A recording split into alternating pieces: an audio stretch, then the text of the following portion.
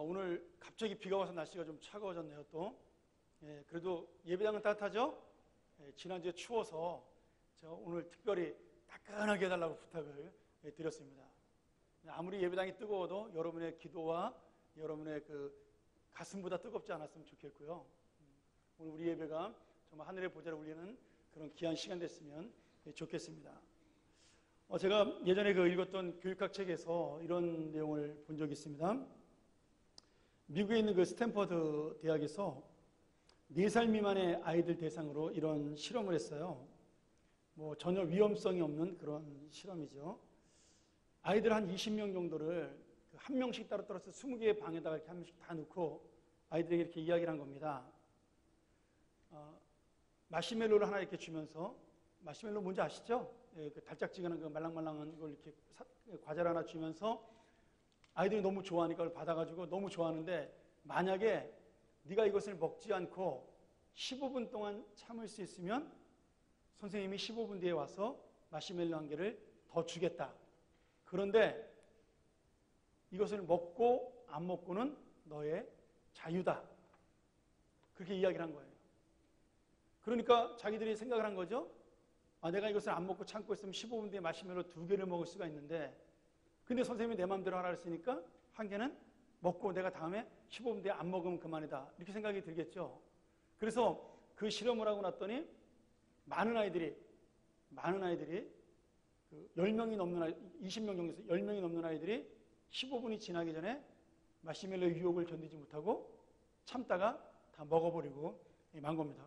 그 방 안에 혼자 가만히 앉아가지고 15분 동안 기다리라고 마시멜로 앞에 놓고 기다리라 했으니까 아이들이 얼마나 먹고 싶겠어요.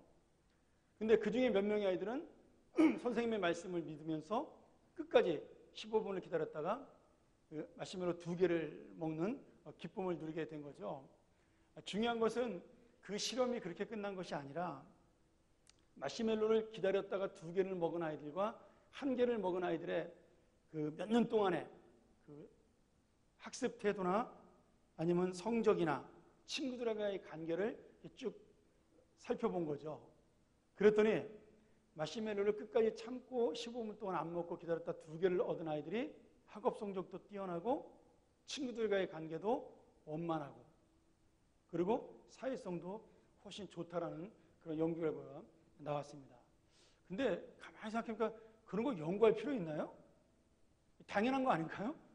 여러분, 어린아이가, 유치원생 아이가 마시멜로를 안 먹고 15분을 기다릴 수 있는 인내를 가진 아이라면 그런 아이들은 당연히 다른 애보다 생각이 깊은 아이들이고 인내심이 많은 아이들이죠. 그러니 사실 그런 시험을 안 한다 하더라도 그런 아이들이 다른 아이들보다 훨씬 더 뛰어날 것이라는 것은 누구나 알 수 있는 사실입니다. 그래도 그 과학이라는 것은 증명이 돼야 되는 거니까 확률로 그렇게 실험을 했겠죠.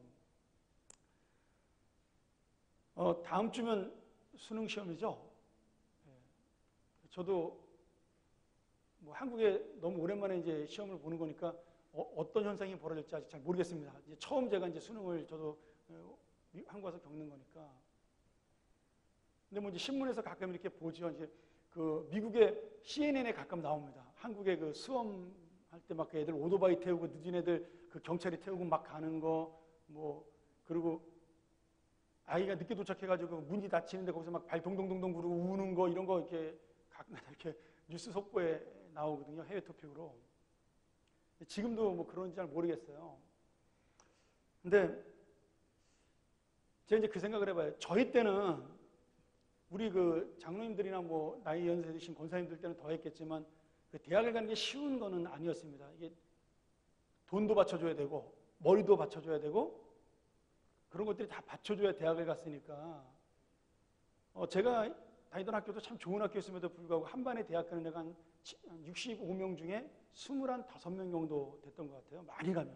근데 저희 학교가 전국에서 제일 많이 대학을 가는 학교였거든요. 그러니까 다른 학교는 많이 가야 15명 이렇게 보통 간다고 봐야 되겠죠. 미국도 지금 그 평균적으로 고등학교 졸업하고 대학 가는 애들이 한 35% 정도밖에 되지 않습니다. 우리나라 사람들만 대학을 다 보내지 미국 같은 잘 사는 나라도 대학을 반도 안 보내요. 유럽은 더 심합니다. 유럽은 진짜로 공부를 좋아하는 애들 아니면 아예 고등학교 들어갈 때부터 기술학교를 보냅니다. 독일 같은 경우는 아예 고등학교 들어갈 때 기술학교와 대학교나 학교 딱 나눠서 보내니까요. 근데 지금 우리나라는 대학을 다 가잖아요. 못 가는 애들은 진짜 자기들이 안 가는 거죠. 정말 돈이 없어 못 간다든지 아니면 진짜 공부하시는 애들 빼놓고는 원하는 대학을 못 가서 그렇지 대학은 다 갑니다. 제가 요새 이렇게 신방 다니면서 가끔 지방을 이렇게 대전이나 뭐 천안이나 평택이나 오늘도 평택 갔다 왔습니다만 가다 보면 진짜 듣도 보도 못한 대학이 엄청나게 많더라고요. 이름도 몰랐던 대학이 굉장히 많아서 지금은 아이들이 대충 맘만 먹으면 애지간히 노력하는 아이들은 서울에 있는 대학을 못 가서 그렇지 다 대학을 갈 수 있다 그래요. 그런데도 부모님들은 이 수능만 되면은 막 가슴이 콩닥콩닥 뛰고 엄마 아빠가 더 긴장하고 막 그러잖아요. 애들보다 늦게 자고 애들보다 일찍 일어나고 언제까지 그럴지 참 제가 안타깝습니다만은 근데 왜 부모님들이 그럴까 생각해 보다가 이해가 되죠. 내가 노력한다고 해서 아이들의 공부가 내 마음대로 되는 게 아니기 때문입니다. 그렇잖아요. 부모가 아이들을 아무리 열심히 노력을 해도 안 되는 거죠. 아이들이 공부하지 않는 이상은. 그러니까 또 부모 마음이 안타까울 수도 있는 거죠.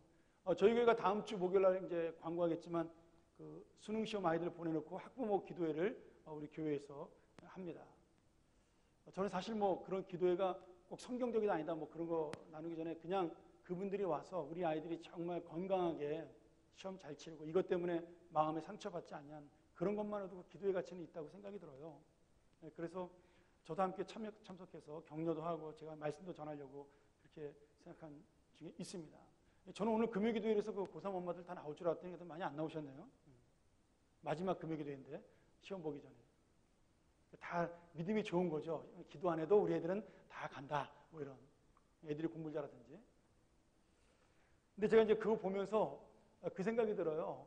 공부랑 여러분 기도랑 굉장히 비슷합니다. 뭐가 비슷하냐면 제가 고등학교 때 우리 담임선생님이 그랬어요. 공부는 머리로 하는 게 아니라 엉덩이로 하는 거다. 그런 얘기를 하셨어요. 무슨 말인지 아시죠?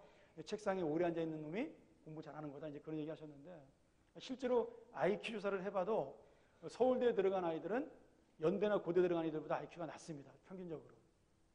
머리 좋은 애들은 노력을 많이 안 하기 때문에 정말 노력하는 아이들은 엉덩이의 힘으로 서울대를 가는 것이고 머리가 좋은 아이들은 대충 공부해서 그냥 그 중간 정도의 대학이나 조금 더 좋은 대학 들어가는 거죠. 그래서 기도와 공부의 공통점은 엉덩이가 무거운 사람이 이긴답니다. 이런 기도도 굉장히 힘듭니다. 정말 앉아서 기도한다는 거 쉬운 일은 아니죠. 또 기도하고 공부의 공통점이 뭐냐면 할 때는 힘든데 하고 나면 마음이 편하답니다. 저는 그렇게 생각을 해요. 공부도 할 때 너무 힘든데 하고 나면 뿌듯하잖아요. 야, 내가 뭔가 한 것 같다. 아니면 기도도 마찬가지죠. 응답받고 안 받고는 두 번째고 내가 하나님 앞에 뭔가 조금 약간 떳떳한 느낌이 드는 게 기도거든요. 그래서 하여튼 여러분 기도를 열심히 하든 공부를 열심히 하든 같은 마음이니까 여러분이 같은 마음으로 열심히 했으면 좋겠습니다. 우리 아이들도 마찬가지고요. 우리 청년들도 마찬가지입니다. 여러분 대학 때 공부 안 하는 사람은 가장 어리석은 사람입니다. 대학 때 책 안 보는 사람은 바보입니다. 여러분처럼 시간만 해도 책 안 읽으면 직장 들어가서 절대로 책 못 읽습니다. 저는 우리의 마음이 너무 조급하지 않은가. 아이들에 대해서도 가끔 이제 그런 부모님들 있잖아요. 아이들이 대학에 떨어지거나 원하는 대학 못 들어가면 마치 세상이 끝난 것처럼 내 인생이 다 허무해지고 막 그런 부모님들 계시죠. 근데 그거는 우리가 좀 이렇게 하나님 앞에 한번 생각해 봐야 될 부분이라는 생각이 들어요. 왜냐하면 아이들의 인생 그 1년에 달려있지 않다라는 겁니다. 제가 우리 청년들한테 가끔 설교하면서 그 이야기를 해요. 아마 우리 청년들은 여러분 들었을 거예요. 30살이 될 때까지는 2, 3년 정도 늦는 것은 늦는 게 아니다. 2, 3년 정도 인생이 늦어지는 것은 인생을 경험하고 배우는 전 좋은 기간이라고 생각이 됩니다. 40살이 넘어서 2, 3년이 늦으면 뒤떨어질 가능성이 높지만 한 30대 중반까지는 남보다 2, 3년이 늦어도 저는 크게 문제되지 않다고 생각해요. 한 4, 5년도 괜찮습니다, 사실. 그러니까 우리 아이들이 당장 이번에 대학을 못 가고 좋은 성적을 못 받고 그런 것 때문에 여러분 너무 아파하지 마세요. 아이들을 좀 멀리 보면서 우리 아이들에겐 더 큰 하나님의 기대가 있고 하나님의 소망이 있다라는 그런 생각으로 우리가 함께 우리 사랑하는 자녀들을 바라봤으면 좋겠습니다. 오늘 말씀에 보면 우리의 조급한 마음처럼 이 포도주가 떨어진 잔치집도 굉장히 지금 조급한 마음을 가지고 그 포도주가 떨어질까 봐 두려워하는 마음을 갖고 있죠.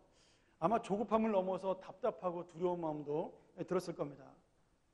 만약에 실제로 제가 지난주에 말씀드린 대로 이 포도주가 떨어진 잔치집에서 그 찾아온 손님들이나 아니면 연회를 주관하는 집안의 어른들 또는 동네 어른들이 아니 뭐 이런 집안이 다 있어. 이 손님들을 이렇게 박대하고 말이지. 응? 이거는 결혼식에 이건 잘못된 거야. 그렇게 한번 선언하면 그 결혼식은 무효가 될 수도 있는 정말 잔치집이 초상집이 될 수 있는 그런 위험성을 갖고 있는 굉장히 안타까운 순간이죠. 손님들이 자리를 박차고 일어나는 그 순간에 포도주가 떨어져서 더 이상 이 집에 먹을 것이 없고 기댈 것이 없다. 아니면 우리가 더 이상 이런 푸대접을 받고 여기 있을 이유가 없다라고 자리를 박차고 일어나는 그 순간에 그 잔치집은 슬픔의 집으로 변하는 거죠. 그때 우리의 인생도 그때 잔치집과 저는 똑같다라고 생각을 합니다. 여러분 우리가 많은 부푼 꿈을 안고 인생을 살아갑니다. 많은 기대감을 안고 살아가죠. 특별히 우리가 기도하면서 아니면 내가 어떤 결심을 하면서 우리가 지난주에도 이 본문 가지고 읽었고 지난주에도 이 본문 읽었으니까 오늘은 뭐 안 읽어도 될 것 같아요. 이 잔치집을 계속 우리가 보면서 이 요한복음 2장에 나타난 이 기록이 바로 내 인생 같다라는 생각을 가끔가다가 해봅니다. 왜냐하면 내가 어떤 기대를 가지고 누구를 만났고 내가 어떤 소망을 가지고 어떤 직장에 들어갔고 어떤 삶을 생각하고 있는데 오늘 이 포도주가 떨어진 잔치집처럼 우리가 지금 하나님의 그 어떤 생각했던 주었던 하나님 우리에게 주시려 했던 그 기대감이 아닌 내가 원하는 기대감에 못 미쳐서 실망하는 일이 훨씬 더 많다라는 겁니다. 어떤 문제든지 마찬가지인 것 같아요. 뭐 내가 학교에 들어가는 문제부터 시작해서 직장에 들어가는 문제, 결혼하는 문제, 자녀를 키우는 문제에 있어서 모든 것들이 항상 조급하며 답답하며 내가 원하는 대로 되어가지 않는다라는 거죠. 나는 이만큼의 소망과 기대를 가지고 시작을 했는데 어쩌면은 그 기대와 소망이 하나도 이루어지지 않을 수도 있고요. 아니면 불만족하게 이루어져서 내가 그것 때문에 실망할 수도 있다라는 겁니다. 오늘 포도주가 떨어짐으로 그 결과는 분노와 원망으로 끝이 날 수 있는 자칫처럼 우리의 인생도 내가 이 기대했던 인생에 대해서 내가 원하는 것을 얻지 못하는 그 순간에 불평과 원망으로 아니면 또 저주로 끝날 수도 있는 겁니다. 모두가 태어날 때는 축복을 받고 태어납니다. 뭐 극히 드문 경우를 제외하면 대부분의 사람이 축복을 받고 태어나고 그리고 소망을 가지고 부모의 소망을 안고 태어나죠. 자라면서는 부모가 기대하는 것뿐만 아니라 나 역시도 내 인생에 대한 기대를 하고 뭐 우리 초등학교 때 꿈꿨던 것처럼 대통령이 되기를 꿈꾸고 장군이 되기를 꿈꾸면서 그렇게 자라는 거죠. 그런데 점점 살면 살수록 우리의 인생은 내가 원하는 대로 가지 않습니다. 대부분의 인생은 내가 원하는 대로 가지 않아요. 심지어 내 뱃속에서 나온 자식마저도 내가 원하는 곳으로 가지 않습니다. 그것이 나를 힘들게도 하지만 사실은 또 그것이 나를 잘하게도 하는 원동력이 되기도 하죠. 저는 아이들 키우면서 그 생각을 참 많이 했어요. 내가 난 자식도 내 마음대로 못 키우는데 나보다 더 나이 많은 성도들, 나보다 더 잘나고 뛰어난 성도들을 내가 내 마음대로 할 수 없다는 걸 정말 목회하면서 아이들을 키우면서 많이 깨달은 적이 있습니다. 지금도 마찬가지고요. 이제는 머리 컸다고 말 안 들을 때 많거든요. 나한테 맡겨라. 맡겨봐야 별 볼 일 없는데 자기한테 꼭 맡기래요. 알아서 한다고. 우리의 인생도 마찬가지죠. 하나님 앞에 내가 나한테 맡기라고 하나님한테 얘기하지 않나요? 너 그 사람하고 결혼하면 안 돼. 부모님이 말리고 하나님이 말리는데 하나님 나한테 맡겨보십시오. 내가 저 사람을 어떻게든지 내가 원하는 대로 끌고 가겠습니다. 하나님께서 그 길을 가지 말라고 이렇게 막는데 하나님 나한테 맡기세요. 이 길이 바로 나의 길입니다. 그러니 나한테 한번 맡겨봐 주세요. 그러다가 대부분의 우리 인생은 실패하고 아니면 실망하거나 그렇게 되죠. 그런데 예수님은 그런 인생 앞에 우리를 그냥 내버려 두지 않으시고, 우리 지난주에 배운 것처럼 탕자가 둘째 아들이 망해 돌아왔음에도 불구하고 아버지는 그를 안고 사랑했던 것처럼 여전히 우리에게 희망과 기대를 놓지 않는다는 사실입니다. 우리 아까 읽지 않았지만 한번 요한복음 2장 10절을 보죠. 이게 오늘 본문의 말씀입니다. 요한복음 2장 10절 한번 같이 한번 읽을까요? 자, 같이 한번 읽겠습니다. 자, 시작. 말하되 사람마다 먼저 좋은 포도주를 내고 취한 후에 낮은 것을 내거늘 그들은 지금까지 좋은 포도주를 두었도다 하니라. 아멘.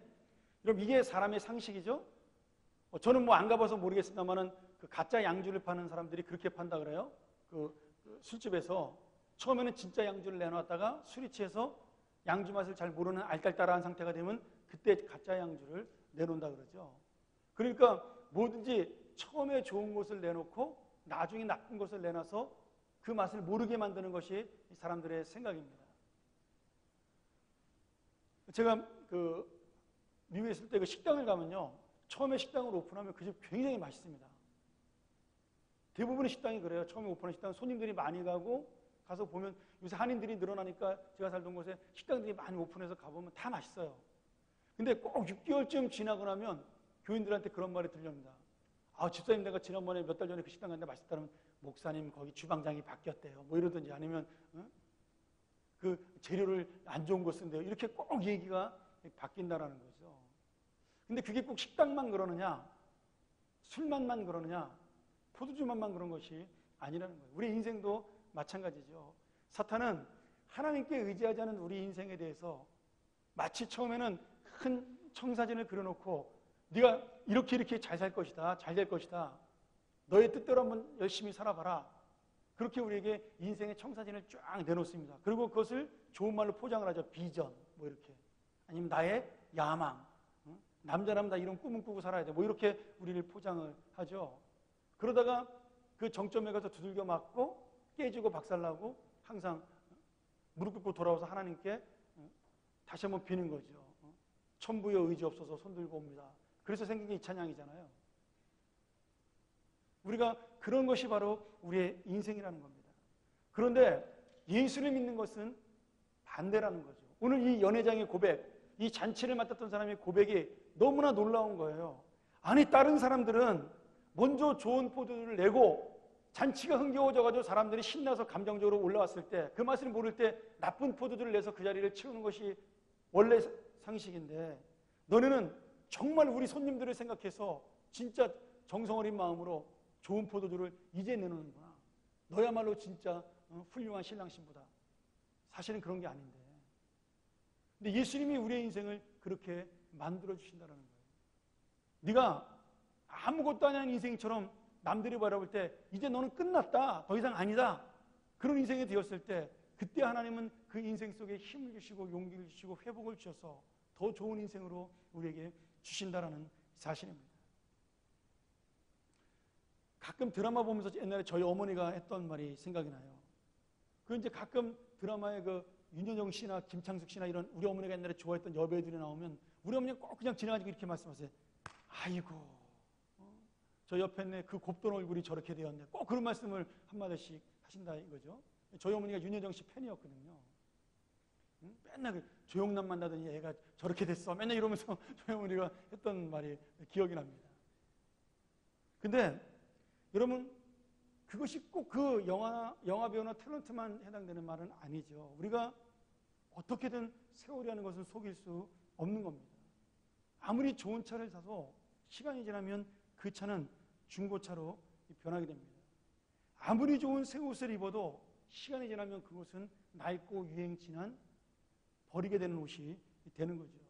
아무리 얼굴이 예뻐도 시간 지나면 얼굴에 주름이 지고 늙기 마련입니다. 여러분, 보톡스를 하루에 한 번씩 맞는다 하더라도 목에 진 주름은 절대로 없어지지 않습니다. 고개 한번 돌리면 다 들통나요. 얼굴은 숨길 수 있는데 고개를 한번 돌리면 다 들통이 납니다. 왜요? 목의 주름은 없어지지 않기 때문이죠.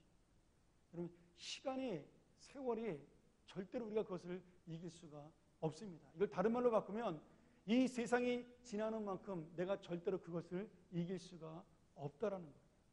그런데 예수님은 오늘 그것을 역전시켜서 우리에게 다르게 말씀하십니다. 하나님의 은혜와 사랑은 그렇지 않다. 나의 사랑은, 나의 시간이 지날수록 나의 은혜와 사랑은 그 시간에 따라서 점점 더 깊어지고 점점 더 넓어지고 점점 더 높아지는 것이다. 너희는 점점 더 타락하고 너희는 점점 더 교만해지고 너희는 점점 더 나를 떠나는 것처럼 보여도 내가 너희를 향한 나의 사랑은 점점 더 깊어지는 것이 바로 나의 것이다. 여러분, 주님께서 우리에게 주신 인생이 바로 그런 것입니다. 오늘 이 포도주가 주는 은혜가 다른 게 아니에요. 하나님께서 우리를 바라보는 우리 인생에 대한 약속입니다. 예수님이 그 포도주 떨어지는 그 집에서 포도주가 떨어지는 것을 몰랐겠어요? 근데 어머니가 말할 때까지 예수님도 아마 그 가나 혼인잔치집의 친척이라고 보통 우리가 추정을 합니다. 그러니까 초청을 받았겠죠? 그것도 가까운 친척이었을 거예요. 왜? 제자들까지 다 데리고 왔는데 오라 그랬으니까. 그만큼 예수님하고 가까운 사람이라고 볼 수가 있는 거죠. 그런데 예수님이 그 사실을 모르는 것이 아니라 알고 있음에도 불구하고 예수님은 그냥 가만히 그 잔치집에 앉아 있었어요. 마치 모른 체 하는 것처럼. 그때 예수님의 어머니 마리아가 나타나서 예수님에게 포도주가 떨어졌다라고 그렇게 이야기를 하죠. 그때 예수님이 뭐라고 대답을 합니까? 아직 나의 때가 이르지 않았습니다. 저는 이 말씀을 보면서 굉장히 큰 은혜를 받았어요. 여러분, 나의 때라는 것이 누구의 때일까요? 예수님의 때잖아요. 지금 내가 아직은 기적을 만들고 표적을 만들어서 하나님의 아들이라는 사실을 보여줄 때가 아닙니다. 어머니, 저를 좀 내버려 두세요. 그런 뜻이겠죠? 근데 예수님이 말씀하신 나의 때라는 것은 결국 나중에 어떻게 돼요? 마리아가 원한 나의 때가 되는 겁니다. 지금까지 살아온 인생이 낡고 힘들고 거칠어지고 점점 안 좋아져서 그것이 나의 것이 아닌데 어느 순간에 그 모든 내 인생들은 더 좋아지고 회복되는 하나님의 인생으로, 나의 인생으로, 하나님이 말씀하시는 나의 인생으로 바뀌게 됩니다. 낡고 망했던 나의 인생은 사라지고 하나님이 말씀하시는 너의 인생은 이제 나의 인생으로 맡겨라고 맡기는 그런 인생으로 바뀌게 되는 거죠. 반대로 오늘 주님의 은혜가 마찬가지예요. 예수님께서 아직 나의 때가 아니라고 말씀하셨지만 여러분, 그 때를, 예수님의 때를 나의 때로 바꾸는 그 순간에 그 나의 때는 이루어지게 되는 겁니다. 마리아가 참 놀라운 믿음을 가졌죠. 예수님이 누군지를 정확하게 알아요. 자기 아들이지만 하나님의 아들인 것을 알고 있으니까 예수님이 안 된다라고 손사래를 치고 나의 때가 아니라고 말하는데 마리아는 그 말을 듣고도 조급해하지 않았습니다. 답답해하지 않았어요. 마치 예수님이 한 말을 듣지 않은 것처럼 하인들에게 뭐라고 부탁을 하죠? 예수님이 무슨 말씀을 하든지 그대로 순종해라. 그리고 예수님의 그 말씀대로 하인들은 돌 항아리 6개에다가 커다란 항아리에 물을 가득 찰랑찰랑할 만큼 막 이렇게 쏟아질 만큼 가득 채웠다는 거죠. 여러분, 그 물이 무슨 물이겠어요? 이스라엘은 사막지대입니다. 그러면 물이 콸콸 나오는 샘물이 있겠어요? 없습니다. 그 물은 아마도 들어가는 손님들이 많이 왔을 테니까 손 씻은 정결수였을 거예요. 이스라엘은 밥 먹기 전에 반드시 손님들이 들어갈 때 손을 씻어야 되는 법이 있거든요. 우리 요한복음에 예수님이 발 씻어주는 것처럼 발을 씻고 손을 씻는 법이 있습니다. 그러니 지금 그 물이라는 것이 갑자기 어디서 생겼겠어요? 6동아리나 되는 큰 물을요. 그 수백 명이 왔는지 뭐 수십 명이 왔는지 모르겠지만 굉장히 많은 사람이 왔을 텐데 그 사람들에게 많은 포도주를 먹이려면 커다란 항아리 6개를 가득 채워야 되는데 그 물을 만들 능력이 포도주 아니라 물도 만들 능력이 그 집에는 없는 겁니다. 마실 물을. 근데 손을 씻고 발을 씻은 그 더러운 물은 있는 거죠. 하인들이 채운 물이 어떤 물이었을까요? 바로 그 물이었어요. 그 물. 근데 그 물이 예수님의 말 한마디로, 아니 말도 하지 않으셨죠? 그냥 물을 떠서 갖다 주어라. 그 한마디에 그 물이 뭘 변했어요? 포도주로 변했습니다. 어떤 포도주로 변했어요? 극상품의 비싼 포도주로 변한 겁니다. 어떤 사람도 그동안 맛보지 못했던 가장 좋은 고급 포도주로 바뀐 거죠. 여러분, 그 항아리가 누구예요? 장독대에 지금 놓여있는 쓸모없는 항아리, 더러운 물을 담은 항아리가 바로 우리입니다. 아니, 예수님일 수도 있겠죠. 물이 우리일 수도 있고요. 상관없습니다. 여러분, 그 더러운 물 같은 나의 인생, 깨진 항아리 같은 나의 인생 속에 하나님은 그 질그릇 속에 보배를 담은 것처럼 그 포도주를 바꾸어서 나의 인생을 바꾸어주고 나의 인생을 극상품의 포도주로 만들어 주었다는 겁니다. 제가 굉장히 좋아하는 이야기가 하나 있는데 이 말씀만 하고 정리할까요? 그 프랑스의 유명한 시인이었던 그 볼테르라는 사람이 있습니다. 천재 작가죠. 옛날에 그 셰익스피어가 유명해졌을 때 영국에서 그랬다 그러잖아요. 인도랑 바꾸래도 안 바꾼다, 셰익스피어를. 근데 볼테르도 마찬가지예요. 프랑스에서는 이 볼테르가 진짜로, 바이런이, 정말로 이 바이런이라는 시인이 천재로서 유명한 사람이었어요. 근데 이 바이런이 신학 공부를 했던 적이 있습니다. 목사가 되려고. 근데 신학 공부에 관심이 없는 거예요. 공부를 하나도 안 하다가 시험을 보게 되었는데 그때가 신약 시험 요한복음을 봤습니다. 근데 오늘 이 본문에서 요한복음 2장 1절을 설교를 쓰라고 숙제가 나온 거예요. 시험이 나온 거예요. 간략하게. 근데 시험이 끝날 때까지 감독관이 가만히 보고 있는데 볼펜만 돌리고 하나도 안 쓰고 있는 거예요. 그러니까 감독관이 가서 답답하니까 그 교수님이 가가지고 바이런을 툭툭 친 거예요. 야, 너 지금 뭐하냐? 남들 열심히 쓰고 있는데 공부 하나도 안 했냐? 시간 다 돼가는데 야단을 친 거죠. 그랬더니 바이런이 딱 거기다 한 줄로 이렇게 썼어요. 뭐라고 썼는지 아세요? 아주 유명한 글입니다. 물이 예수님을 만나니 그 얼굴이 붉어지더라. 여러분 몇 점 맞았을까요? 100점 맞았습니다. 얼마나 멋있어요. 감동이 안 오십니까? 문학을 모르시네. 여러분, 물이 예수님을 만나니 그 얼굴이 붉어지더라. 그 말 한마디에 엄청난 의미가 함축되어 있는 거죠. 물이 예수님을 만나도 자기는 감당하지 못할 만큼 어리석은 존재라는 거예요. 아무것도 아닌 존재라는 겁니다. 무능한 존재라는 거예요. 그런데 그런 무능하고 부끄러운 존재가 예수님을 만났어요. 너무나 창피해서 얼굴이 붉어졌어요. 그 겸손함을 가지고 주님 앞에, 그 낮아짐을 가지고 주님 앞에 나아갔더니 그 얼굴이 붉어진 그 모습이 세상의 포도주로 바뀐 겁니다. 여러분, 괜찮아요. 우리가 더러운 물이라도 괜찮고요. 깨지는 하늘과 같은 존재라도 상관없습니다. 예수님을 만나는 그 순간에 내가 죄인임을 내려놓고 나의 무능함을 내려놓고 고백하는 그 순간에 여러분, 우리의 얼굴이 붉어지는, 예수님을 만나기도 부끄럽다고 말할 만큼 탕자처럼 아버지를 보고 얼굴이 붉어지는 그 순간에 주님께서는 그 우리의 낮아진 마음, 가난한 마음을 하시고 우리의 인생을 최상의 인생으로 바꾸어 주시는 겁니다. 여러분, 바이런은 그런 해석을 하지 않았습니다. 저는 근데 그 바이런의 글을 보고 그런 은혜를 받았어요. 여러분, 물과 같이 아무것도 아닌 인생이죠. 더군다나 그 물이 다른 사람들의 손을 씻고 발을 씻은 더러운 물이라면 더더군다나 그 물은 더 이상 쓸모없는, 재생가치가 없는, 버려야 될 하수도의 물에 불과합니다. 아마도 그 물을 남겨놓은 것은 뭐 하려고 남겨놨어요? 그릇을 설거지하기 위해 남겨놓은 물이라고 분명히 생각됩니다. 한 번쯤 개수할 수 있는, 헹굴 수 있는 물이니까. 여러분, 그러한 쓸모없는 물도 예수님 손에 맡겨지는 그 순간에 마리아가 그 예수님의 때를 자기의 때로 바꾸는 그 믿음의 순간에 물이 예수님을 만나 얼굴이 붉어지는 포도주가 되는 역사가 인생 속에 일어나게 되는 겁니다. 우리가 다음 주에 한 번 더 이 본문을 가지고 제가 여러분하고 은혜를 나누려고 그러는데요. 여러분, 결국 우리가 예수님 앞에 어떤 존재인가 내가 깨닫는 겁니다. 여러분, 예수님 앞에 서면 거기가 잔치집이든 장례식집이든 상관이 없어요. 물이든 포도주든 상관이 없습니다. 내가 주님을 붙들어야 될 존재라는 사실을 깨닫고 내가 주님의 은혜가 없이는 살 수 없는 존재라는 사실을 깨닫는 그 순간에 우리의 인생은 극상품의 포도주, 더 좋은 것으로 바뀌게 되는 거죠. 사랑하는 여러분, 오늘 여러분, 우리가 그 예수님을 만나길 원합니다. 예수님을 만나서 여러분의 얼굴이 붉어지길 원해요. 주님, 나는 부끄러운 존재입니다. 예수님 앞에 설 수 없을 만큼 창피한 존재요. 아무것도 아닌 사람들입니다. 틈만 나면 내가 주님을 떠나려고 그랬고 내 이익만 생각하고 내 욕심만 챙겼던 악한 사람입니다.